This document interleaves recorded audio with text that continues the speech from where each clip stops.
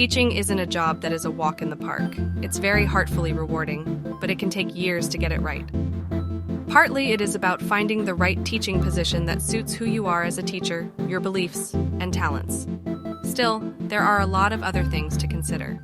Here, we outline some thoughts and advice for different aspects of teaching. Some might hit home, no matter your level of teaching experience. The teacher's role. The teacher's role will depend upon the subject and the content. But in general, teachers should act more as facilitators, especially language teachers. Model speaking with students as participants. Teachers should deliver lessons as much as possible in English. Teachers need to be a role model in the use and importance of English.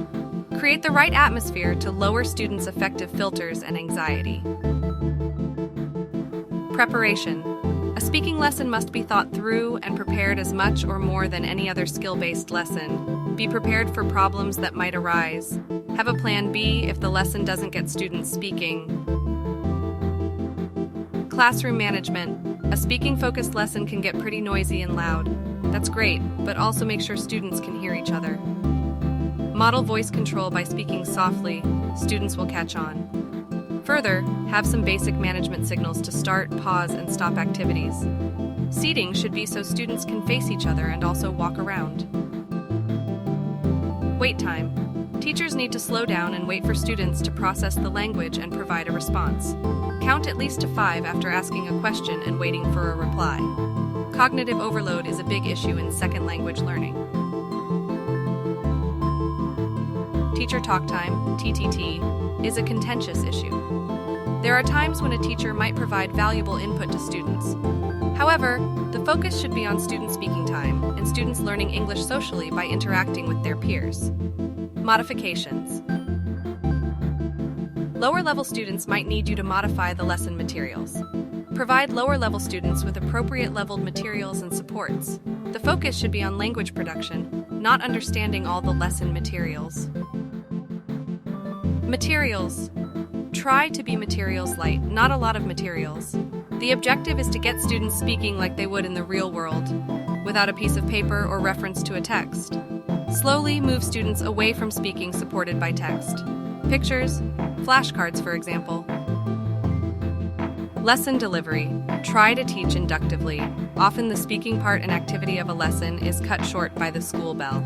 Turn your lesson plan upside down and do the speaking activity first. Let students have a shot and then assess what needs to be explained, directly taught. Correction and feedback. Although students often expect immediate correction, try to focus on communication during the lesson and less on accuracy. After the lesson activity, as a whole class, you can note some errors many students are making. If you do correct immediately, do so through echoing and repeating correctly the student's error. Activity length.